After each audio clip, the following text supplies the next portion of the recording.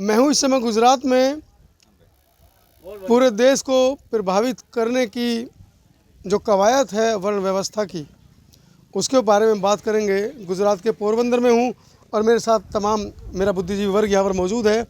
इनसे परिचय लेंगे और गुजरात के अंदर जाति व्यवस्था पर बात करेंगे। पहले हम बात करते हैं भाई साहब से। भाई साहब परिचय दीजिए अपना। હું વેજાભાઈ છું। અમારી જાતિ વિશેની વાત કરી। जी આરક્ષણ એ સારું આપ્યા હતા અમારાથી। આ બધાય શેટા બહુ રહી અભળાય। जी અમને રામ મંદિરમાં ઘરવા ના દે, जी કોઈ બીજે પગે લાગવા જવા ના દે, जी અમારા ઘેટા પાસે વેટ કરાવે। કોઈ વેપાર અમારો દુકાન કરી તો કોઈ લેવા ના આવે, जी અમારી દાઢી ના કરે। એટલે અમને હાવ પીછડા જ રાખ્યા। जी કોઈ વસ્તુ કાંઈ હાલવા ન દે, ખેતરની વેઠ જ કરે રાખે છે। अच्छा। हाँ, कोई सारी भणतर भणावी हुई बाड़कों ने। मैं हिंदी में थोड़ा बता दूं, ये कहना चाह रहे हैं कि हमारे समाज के लोग यहाँ पर दुकान खोल लेते हैं तो कोई सामान नहीं खरीदता, उसको कूड़े की तरह फेंकना पड़ता है। कोई साथ में बैठकर सामाजिक वार्ताएं नहीं होती हैं, किसी तरह का समाज में एक दूसरे के साथ वैमनस्य नहीं है, हाँ, बातचीत नहीं है। हाँ जी। वो मंदिर में ही नहीं जवा दे। दाढ़ी नहीं हमारी करता, नहीं, बाल नहीं बनाता है। बाल नहीं बनाता गामड़ा में बधे बराबर। पछे कोई जातनो एम क्या कहाँ रहते हैं? अपने गांव का नाम बताइए। गाम बूटावदर। अच्छा, वहाँ पर आज भी नहीं बाल बनाता है? वो नहीं नो बनावे। अच्छा, आज भी नहीं बनाता? आदमी नहीं बनाता, गाम में करता ही एनी रीते। एकादी दुकान હોય ને કદાચ કોઈ નોકરી કરતો હોય ને એવો આવી ગયો તો એની દાઢી કરે। ઓલો ગંધો ભર્યો એની નહીં, अच्छा, મજૂરી કરતો એની નહીં। मतलब मजदूरी कोई आदमी करता है तो उसकी दाढ़ी नाई नहीं बनाता है। अगर कोई साफ सुथरा आदमी जाता है नौकरी पेशे वाला बाबूजी बनकर तो उसकी दाढ़ी बनती है। मेरा नाम विनू भाई वनोल है। जी यहाँ पे जाति व्यवस्था थी, जी तकलीफ बहुत थी।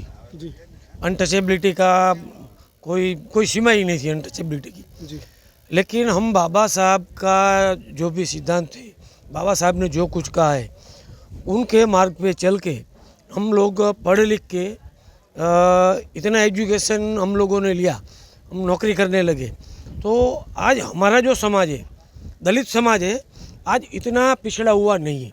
जी बहुत बहुत चेंज आया है। मतलब बाबा साहब के जो अधिकार मिले, जो आप पढ़ लिख हाँ। गए, उससे सामाजिक इसका परिवर्तन लाभ आया। सिर्फ दलित लोगों ने लिया है। जी गुजरात में और भी नातियाँ है जो ओबीसी में आती है, जी जैसे वाघरी आते हैं, ठाकुर लोग आते हैं, रबारी लोग आते हैं। ये लोग हैं ने, ये लोग आज भी ये माता जी है, ये है, अंधश्रद्धा में फंसे हुए हैं। वो बाबा साहब को मानने के लिए तैयार ही नहीं है, जी। इसीलिए वो लोग आज भी दलितों जितनी प्रगति नहीं कर पाए। परेशान है। परेशान नहीं, जहाँ थे वहीं है। जी दलितों ने प्रगति कर ली, क्यों? बाबा साहब का कहा माना जी और पढ़े, अंधश्रद्धा छोड़ी, तो उनका प्रगति तो हो गया। जी। लेकिन ये कुछ कम्युनिटी है, कहीं ना कहीं आप हाँ, उनको बाबा साहब की बात माननी है। बाबा साहब के ने जो कहा है कि शिक्षित बनो, उनको शिक्षित बनना है। जी। लेकिन आज भी वो जो कुछ लोग हैं, आप लोग पढ़ लिख के आप लोगों ने अपना जीवन में सुधार किया, क्या आप लोग कोशिश करते हैं उन लोगों को सुधारने की? वो देखिए, वो धर्म के मामले में इतने रूढ़ी चूसते हैं, हम कुछ भी कहेंगे वो मानते नहीं है। आपने धर्म को छोड़ा ना, हाँ, वो क्यों नहीं छोड़ पा रहे? क्या आप धर्म समझा नहीं पा रहे? धर्म को हमने छोड़ा नहीं, हमने अंधश्रद्धा को छोड़ा। जी वो छोड़ने को तैयार नहीं है। जी आज भी वो अपनी देवी को लेकर बैठे, मेरी देवी करेगी, वो सब ठीक करेगी। जी हाँ, आप पढ़ाई लिखाई कुछ नहीं करेगा, देवी ठीक करेगी। देवी ठीक है। तो इसीलिए वो लोग अभी वहीं के वहीं है। उनको मैं कहना चाहता हूँ कि ये सब छोड़ो, पढ़ाई करो, बाबा साहब ने जो कहा है वो करो। जी जी हाँ, अपने बच्चों को पढ़ाओ, खूब शिक्षित बनाओ, नौकरी पे लगाओ। मेरा नाम रमन लाल की सोनारा, जी हम गांधीनगर डिस्ट्रिक्ट है, जी वहाँ का मैं रहने वाला हूँ। जहाँ तक मेरा मानना है कि पूरे भारत में जो जातियाँ का विभिन्न स्तरों पर जातियों का समूह बनाया, SC ST OBC, वो हर प्रांत हर राज्य की अलग अलग व्यवस्था के अनुसार उनकी जो सामाजिक अवस्था थी उनके अनुसार उनको उसके ढांचे में उनकी आदि में रखा गया है। जैसे कि गुजरात है, गुजरात में कई जाति ऐसी आती है जो यहाँ SC में आती है, तो यूपी में वो जनरल में आती है। जी तो यहाँ जो बैकवर्ड क्लास जितने थे, जिनकी स्थितियाँ सामाजिक अवस्था में नीचे गिरावट थी कम, वो उन लोगों के देखते हुए अलग अलग राज्यों में एक सूची तैयार की बाबा साहब ने। इसमें ओबीसी समाज की जो सूची तैयार की वो मांडल पंच के आधार पर हुई है, जो बाबा साहब ने नहीं की थी। बाबा साहब ने तो ऐसा बोला था कि भाई ये संविधान में SC/ST को दे रहा हूँ, SC/ST का जो सूची दे रहा हूँ यादी शेड्यूल कास्ट शेड्यूल ट्राइब की, वो निश्चित तौर पर है। बाकी कई जातियाँ ऐसी है जो आज भी पिछड़ी है, तो उनको ढांचे में लाने के लिए हर राज्य का एक पंच बनाया गया, जिसमें यहाँ बख्शी पंच बना। नहीं, राज्य सरकारें या केंद्र सरकारें तो कभी बहुजनों की बनी नहीं बनी, दलितों की बनी नहीं, तो वो क्यों चाहेंगी, वो आपके जाति ढांचे को क्यों तोड़ना चाहेंगी? वो तो उसको और मजबूत करना चाहेंगी। मेरा सवाल ये है, इसलिए तो मेरा सवाल ये है कि आप लोग पढ़ लिख कर घर से बाहर निकले, गांव से बाहर निकले, जैसा कि भाई साहब ने बताया कि आपका सामाजिक जीवन उठा, आप अंधश्रद्धा को आपने छोड़ दिया, लेकिन क्या आप लोगों ने या आप लोगों के समूह ने, अधिकारियों के समूह ने पीछे मुड़कर अपने गांव के भाइयों को भी उस अंधश्रद्धा से निकालने की कोशिश की?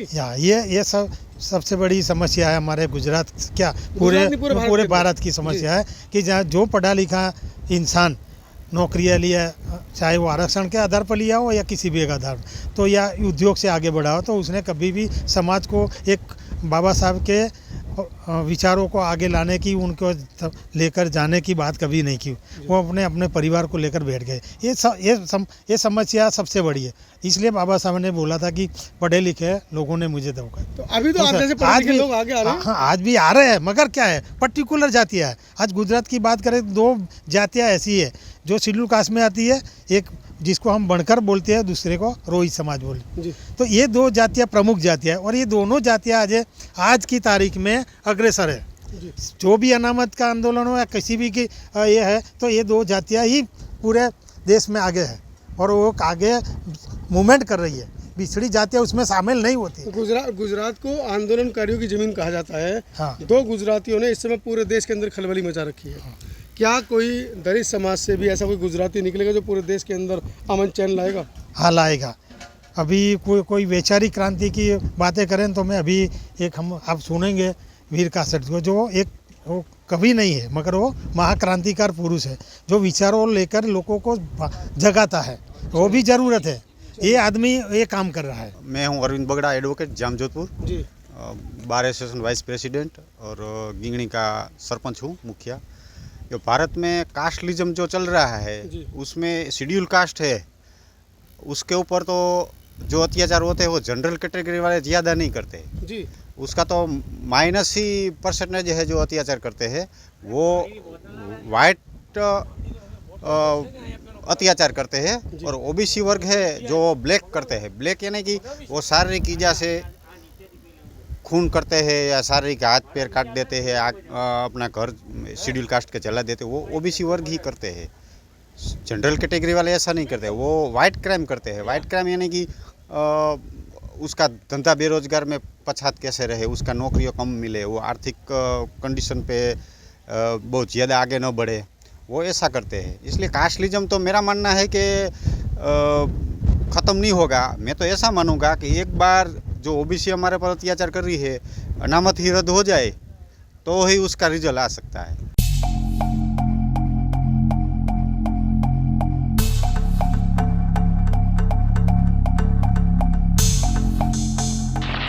सब्सक्राइब करें आपके अपने चैनल समता आवाज़ टीवी को, बेल आइकन दबाना ना भूलें सबसे पहले हमारी वीडियो देखने